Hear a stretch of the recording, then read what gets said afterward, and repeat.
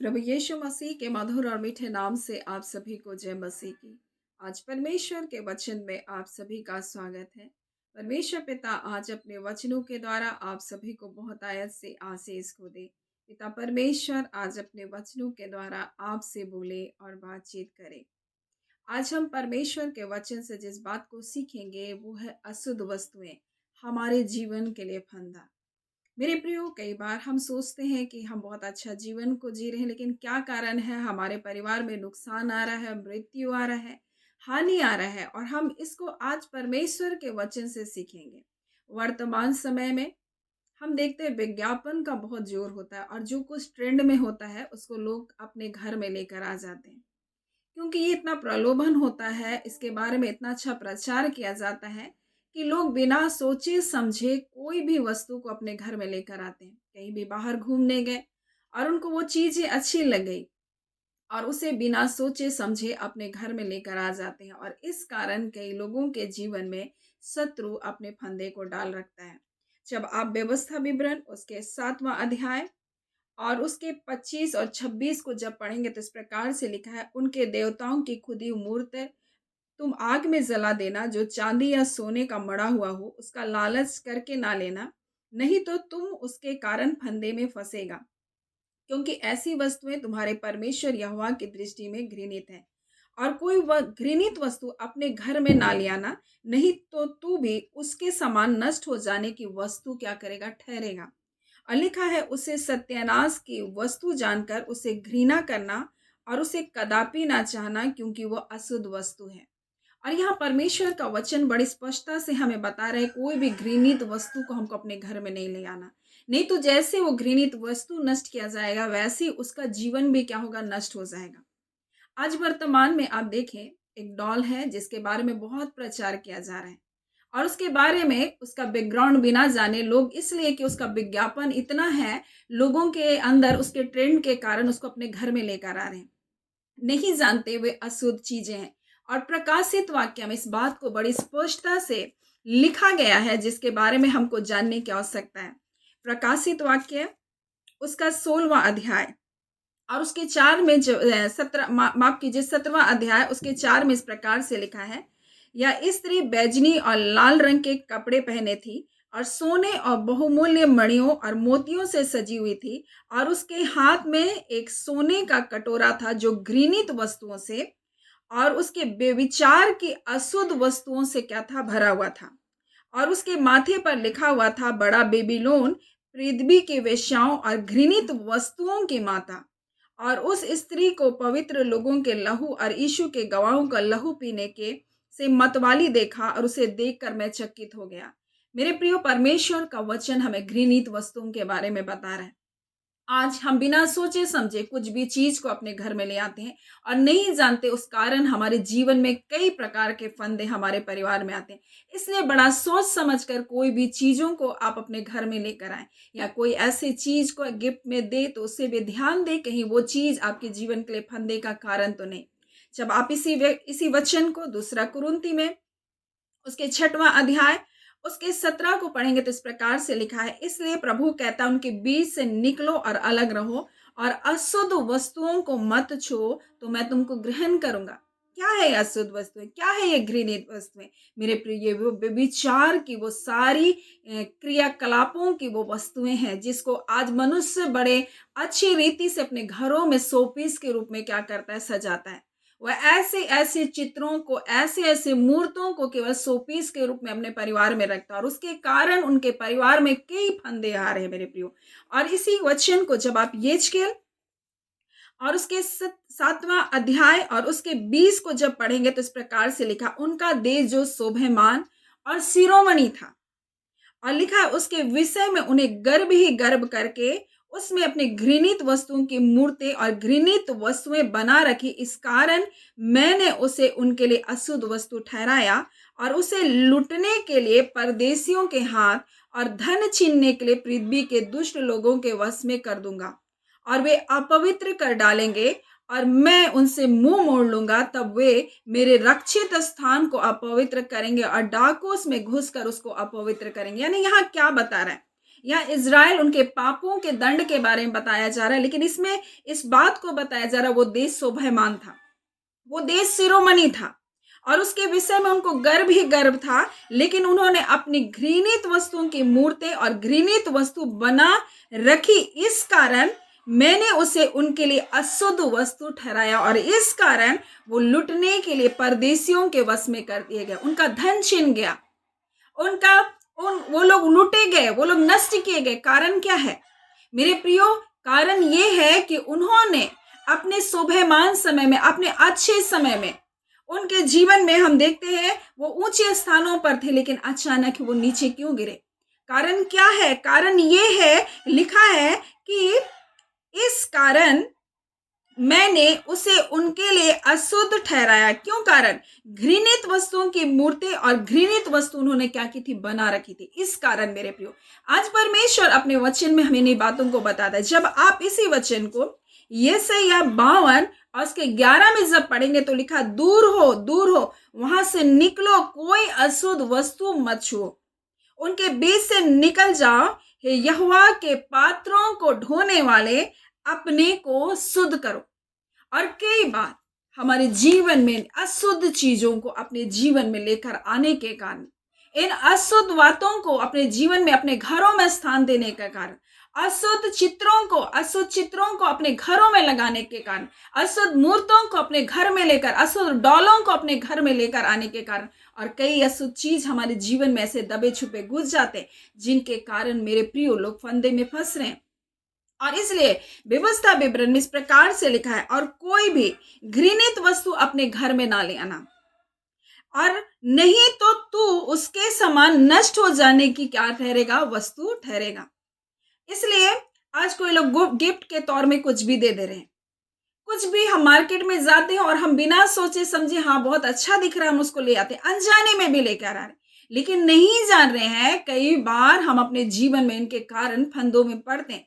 और ये लालच ऐसा नहीं है, जैसे हमने यहोशू की पुस्तक में हमने देखा, ये आकान के पाप के, जैसे आकान ने क्या किया? लालच किया, और उसने वो उन वस्तुओं का लालच किया, और उसने क्या किया? सिनार देश की क्या किया? चादर को, सुंदर ओढ़ना को, और 200 सिकेल चांदी और 50 सिकेल सोने का ईंट को देखा, तब लालच में पड़ गया। ये उस समय का लालच था। आज वर्तमान समय का लालच कुछ और है। हम कोई भी चीज को हमारे सामने अगर विज्ञापन में बहुत अच्छा से परोसा गया, तो हम सोचते हैं कि हम भी उसको अपने घर में ले आए। आज के युग के लोग बहुत ही बिना सोचे समझे कार्य करें। अगर कोई कह दे ये ट्रेंड है, ये कर रहा है, तो सब उसी के जैसा कर रहे हैं। वो नहीं सोच रहे हैं इसके पीछे ना जाने कितने वो दुष्टता की ताकतों को अपने घर में लेकर आ रहे हैं। लेकिन बस लोग कर रहे हैं, ये ट्रेंड है, इसमें मनोरंजन मिल रहा है, हम भी कर लेते हैं। सब कर रहे हैं तो हम क्यों नहीं करें? ये विज्ञापन का प्रलोभन लोगों के जीवन को भी फंदे में फंसा रहा है। बिना सोचे समझे वो जाते हैं मार्केट, और बिना सोचे समझे ऐसी चीजों को अपने घर में लेकर आते हैं। अच्छा खासा परिवार चल रहा था, अच्छा खासा इजरायलियों का जीवन शिरोमणि का जीवन था, अच्छा खासा वो ऊंचा उठ रहे थे, अच्छा खासा भलाई चल रहा था। क्या कारण था? क्योंकि उन्होंने अशुद्ध वस्तुओं को क्या किया? अपने पास रखा, अशुद्ध वस्तुओं को अपने पास रहने की उसने अनुमति दिया, इस कारण वो नष्ट किए गए, उनके धन संपत्ति लूट गए। इस प्रकार से परमेश्वर का वचन कहता है, और प्रकाशित वाक्य 17 अध्याय में बिल्कुल स्पष्ट कर दिया गया है। वो जो व्यभिचारिणी स्त्री के बारे में, वेश्या स्त्री के बारे में जब वहां बताया गया, उसके हाथों में क्या है? उसके हाथों में वही अशुद्ध वस्तुएं हैं, परमेश्वर का वचन हमें बताता है। सो हमें कितना सावधान होने की जरूरत है कि आज हम वर्तमान में हम अपने घरों में किन वस्तुओं को जगह दे रहे हैं। ये बहुत महत्वपूर्ण है। यहाँ लिखा है सोने के कटोरा है, और इस प्रकार से लिखा है घृणित वस्तुओं से और उसके व्यभिचार की अशुद्ध वस्तुओं से क्या है? भरा हुआ है।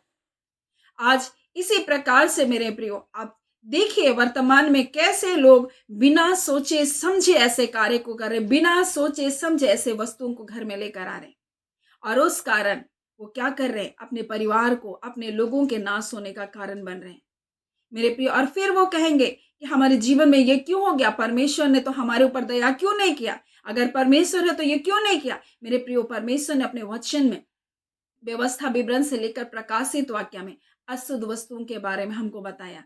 हम नहीं ध्यान देते, परमेश्वर के वचन के ऊपर हम अपने मन को नहीं लगाते और फिर हम परमेश्वर से कहते हैं, परमेश्वर ये क्यों हुआ, वो क्यों हुआ। हमें सावधानी पूर्वक जीवन को जीना है। हमें प्रलोभन का जीवन को नहीं जीना है। परमेश्वर ने हमें प्रारंभ में ही बता दिया, तुम अशुद्ध वस्तुओं का लोभ और लालच मत करना। मूर्तियों के ऊपर चढ़ाए गए सोने और चांदी का तुम लालच मत करना। कोई भी ऐसी चीज है उसको घर में अपने नहीं लेकर आना। अगर परमेश्वर ने कहा है तो कोई कारण है। मेरे प्रियो, हमें बस उसकी बात को मानने की आवश्यकता है, लेकिन हम ध्यान नहीं देते। हम बस हम अपनी बुद्धि को हम केवल लगाते हैं, बोलते हैं अरे परमेश्वर तो दयालु है, परमेश्वर अनुग्रह। अगर परमेश्वर दयालु अनुग्रहकारी है, लेकिन उसकी आज्ञा भी है। परमेश्वर ने हमको बुद्धि और ज्ञान दिया, अपना वचन दिया और उसने बताया कि ये नहीं करना है, मतलब नहीं करना है।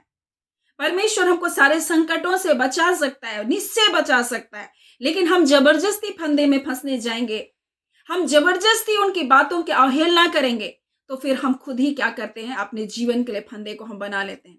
आज परमेश्वर पिता अपने वचन के द्वारा हमें बताना चाहता है कई चीजों को हम अपने जीवन में, अपने घरों में, अपने मोबाइल में हमको उस मूर्त के जैसा हम क्या करते उसको जगह दे रहे हैं। आज उन चीजों को अपने जीवन से आप निकालिए, अपने मोबाइल से उन चित्रों को निकालिए, आप उन वस्तुओं को निकालिए जो आपके पुराने जीवन से, पुराने रिश्तों के साथ संबंध रखता है। उन चीजों को आप निकालिए अपने घरों से। कई ऐसी चीजें होंगे जो आपको पिछले किसी की याद दिलाती होगी। ऐसी चीजों को आप क्या कीजिए, निकालिए, जो आपके पारिवारिक जीवन को नाश कर रहा है, जो आपके घरों को नाश कर रहा है। आज कई अशुद्ध चीजें आपके जीवन में होगी। परमेश्वर आपकी आत्मिक आंखों को खोले, आप देखें कि क्या क्या ऐसी चीजें हैं जिसको आपने अपने घर में जगह देकर रखा। अगर वो चीजें आपके घर में है तो आपके जीवन के लिए एक फंदे का कारण है।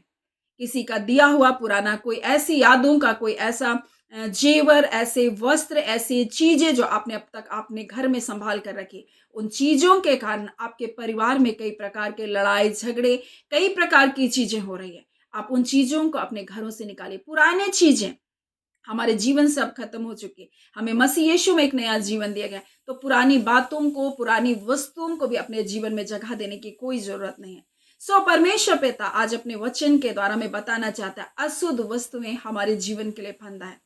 अशुद्ध वस्तुएं हमारे जीवन की आशीषों को छीन सकती है। अशुद्ध वस्तुएं हमारे जीवन को नष्ट भी कर सकती है। मेरे प्रिय, इसलिए परमेश्वर आज अपने वचन के द्वारा में बताना चाहता है, हम अपने जीवन में इन बातों के लिए चौकसी करें। परमेश्वर पिता इन वचन के द्वारा आप सभी को बहुत आया से आशीष को दे। आमीन। आइए हम प्रार्थना करेंगे। धन्यवाद देते हैं जीवते सच्चे सामर्थ्य पिता परमेश्वर, प्रभु यीशु के नाम से अबा हम आपके निकटता में आते हैं। खुदान परमेश्वर पिता, निश्चय करके प्रभु जी आज के इस वचन के द्वारा प्रभु आपने अपने लोगों से बोला और बातचीत किया। खुदान परमेश्वर अपने व्यवस्था विवरण से लेकर प्रभु उत्पत्ति तक इस बात को अपने लोगों को चिताया। खुदान परमेश्वर आपकी संतानों को परमेश्वर बताया। आज खुदान ऐसी कोई वस्तु, ऐसी कोई चीजें हैं परमेश्वर जो दबी छुपी इनके घरों में है पिता, आज वो सारी बातें प्रभु यीशु के नाम से प्रभु जी आपके आत्मा के प्रकाश के द्वारा वो बातें प्रकट होने पाए। और वो सारे फंदे प्रभु जी जो परिवारों को बांध कर रखी है प्रभु जी, परिवारों में परमेश्वर नुकसान करा रही है प्रभु जी, तेरे लोगों की धन की हानि करा रही है प्रभु, सारे बंधन यीशु के नाम से टूट जाने पाए। खुदान परमेश्वर पिता, हम प्रार्थना करते पिता, अगर किसी ऐसे विचारों में, हाँ पिता परमेश्वर, पुरानी यादों में पिता, पुरानी यादों की वस्तुओं के कारण वो फंदे प्रभु, वो बातें भी प्रकट होने पाए यीशु के नाम से पिता। पवित्र आत्मा आपके प्रकाश में, आपके वचन के प्रकाश में सारी बातों को आप प्रकट करें, ताकि पिता आपके बच्चे एक जीवन को जीने पाए। खुदा उन रास्ताओं से निकलने पाए, उन व्यर्थ चीजों से वो निकलने पाए। खुदा परमेश्वर, जाने अनजाने परमेश्वर प्रभु जी, हाँ पिता परमेश्वर, फंदों में फंसे हुए परमेश्वर और नहीं जानते क्या कारण है प्रभु जी, आज पिता ऐसे सारे बंधन यीशु के नाम से टूटने पाए और आपके लोग एक विजय जीवन यीशु के नाम से जीने पाए। खुदा पिता आपका धन्यवाद पिता, आज अपने वचन के द्वारा निश्चय करके अपने लोगों से बोला और बातचीत किया। इन वचन के लिए धन्यवाद पिता। हम एक एक व्यूअर्स को ब्लेस करते हैं पिता। आपका अनुग्रह, आपकी दया, आपका कल्याण, आपकी कुशलता, आपकी सुरक्षा प्रभु उनके जीवन पर बनी रहे। जितने यात्राओं में जाते आते हैं प्रभु, ड्यूटी में परमेश्वर, अपने कार्य के क्षेत्र में, जिन गाड़ी जिन वाहनों में होकर जाते हैं, आपके लहू में ढांपते हैं पिता। हमारे बच्चों को प्रभु जी उत्तम स्वास्थ्य और भला चंगा जीवन को दीजिए पिता। बुद्धि ज्ञान और समझ के आत्मा को दीजिए। हर प्रकार के भ्रमित करने वाली, भरमाने वाली सारी आत्माओं के बंधन टूटे पिता। खुदान परमेश्वर उत्तम जॉब से वो ब्लेस होने पाए पिता। हम प्रार्थना करते हैं पिता परमेश्वर प्रभु, जो कैंसर से की बीमारियों से होकर गुजर रहे प्रभु, यीशु के नाम से कैंसर के हर एक कीटाणु जल करके भस्म होने पाए। यीशु मसीह के नाम से अंधकार की शक्तियां उनके जीवनों को छोड़कर जाने पाए। हर एक ऐसे लोग जो बंधनों में पड़े हैं परमेश्वर, अंधकार की शक्तियों ने उनके जीवन को बीमारियों के रूप में बांध कर रखा, आज यीशु के नाम से वो सारे बंधन टूट जाने पाए। और खुदान परमेश्वर आपका सामर्थ्य उन्हें स्पर्श करे प्रभु। आपके हाथों से चंगा करने वाला किरण निकलता है प्रभु, आज उन्हें किरणों से आपके लोग चंगे किए जा रहे पिता। हर एक दबे पिता परमेश्वर नसें खुल रही है प्रभु जी। हर एक पेट संबंधी समस्या जा रही है परमेश्वर। हर एक अंधकार की परमेश्वर हुकूमत उनके जीवन से तोड़ी जा रही है, उनके घरों से निकाली जा रही है प्रभु। आपका धन्यवाद पिता। कोई मृत्यु नहीं, अनिश्चित मृत्यु को हम यीशु के नाम से कैंसिल करते हैं। एक्सीडेंट की सारी आत्माओं को हम बांधते हैं यीशु के नाम से। हर प्रकार की दुर्घटनाओं को लाने वाले दुष्ट की सारी शक्तियों को बांधते हैं। हर हानि और नुकसान को लाने वाली आत्माएं बांधी जाए यीशु के नाम से। और इसी घड़ी खुदान परमेश्वर पिता आपका धन्यवाद करते हैं पिता। निश्चय करके प्रभु जी आप अपने बच्चों के दुर्बलताओं में आप सामर्थ बने हैं पिता। आपका धन्यवाद पिता, जो शारीरिक कमजोरी में है प्रभु जी, किसी गंदे व्यसनों में पड़े हैं प्रभु जी, आज यीशु के नाम से वो सारे बंधन टूटने पाए, आपके लोग आजाद होने पाए पिता। आपका धन्यवाद देते हैं। सारी आदर महिमा केवल और केवल हम आपको देते हैं। धन्यवाद के साथ प्रार्थना यीशु के नाम से हम मांगते हैं। दया सुने, अनुग्रह से ग्रहण कर लीजिएगा। आमीन। परमेश्वर पिता आप सभी को बहुत ऐसे आशीष को दें। आमीन।